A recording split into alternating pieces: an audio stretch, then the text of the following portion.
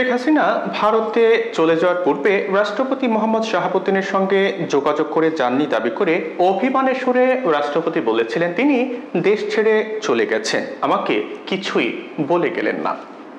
কি কারণে রাষ্ট্রপতিকে কিছু না বলে শেখ হাসিনা চলে গেছেন তা নিয়ে একটি প্রতিবেদন প্রকাশ করেছে দৈনিক মানবজমিন।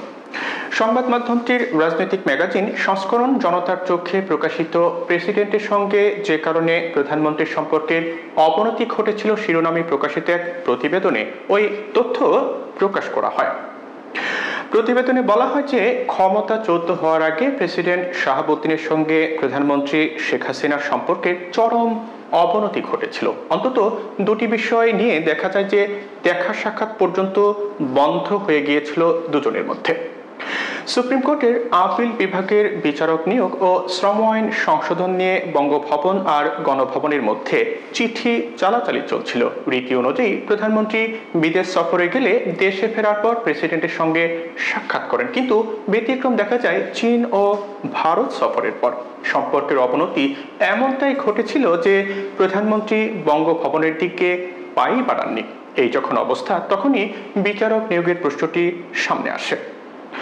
গণভবন বা আইন মন্ত্রণালয়ের তৎপরতা দেখে প্রেসিডেন্ট বিরক্ত হন। প্রতিবেদনে আরও বলা হয়, 18 এপ্রিল 2024 প্রেসিডেন্ট স্বাক্ষরিত এক চিঠিতে বলা হয়, সংবিধানের 95(1) অনুচ্ছেদে সামগ্রিকতা নিয়োগ সংক্রান্ত প্রক্রিয়া উল্লেখ রয়েছে। নিয়োগের পদ্ধতি স্পষ্ট না থাকায় দীর্ঘদিন থেকে প্রথাগতভাবে নিয়োগ হয়ে আসছে। বিষয়টি লিখিত না থাকলেও আলোচনাক্রমে প্রেসিডেন্টের সঙ্গে পরামর্শ করার নিয়ম চালু আছে।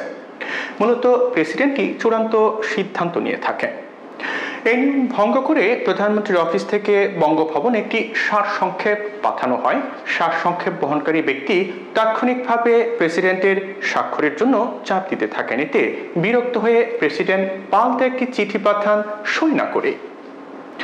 চিঠিতে প্রেসিডেন্ট বলেন, যেভাবে সারসংক্ষেপ পাঠানো হয়েছে তাতে প্রেসিডেন্টের এখতিয়ার নিয়ে প্রশ্ন তোলা হয়েছে। প্রেসিডেন্ট লেখেন, আমি কিছুই জানি না, অথচ আমাকেই চূড়ান্ত অনুমোদন দিতে হবে। প্রচলিত নিয়ম নীতি উপেক্ষা করে প্রেসিডেন্টকেই পুতুল বানানো হয়েছে।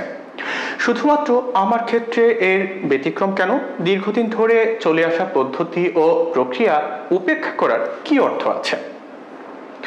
মানবজমিনের ওই প্রতিবেদনে আরও উল্লেখ করা হয় যে আইনমন্ত্রী প্রেসিডেন্টের সঙ্গে পরামর্শ করারও প্রয়োজন মনে করেননি। সব মিলিয়ে প্রেসিডেন্ট ব্যথিত হন, এটাও উল্লেখ ছিল চিঠিতে।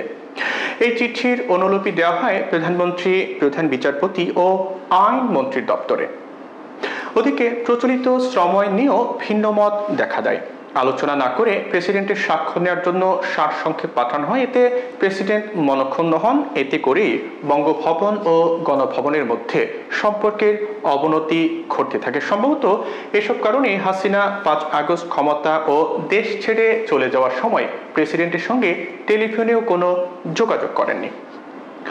প্রসঙ্গত, রাষ্ট্রপতিকে কিছু না জানিয়ে ভারতে চলে যাওয়া প্রসঙ্গে মোহাম্মদ শাহাবুদ্দিন মানবজমিনকে দেয়া সাক্ষাৎকারে বলেন, আমি শুনেছি তিনি পদত্যাগ করেছেন, কিন্তু আমার কাছে কোনো দালিলিক প্রমাণ নেই। বহু চেষ্টা করেও আমি ব্যর্থ হয়েছি। তিনি হয়তো সময় পাননি।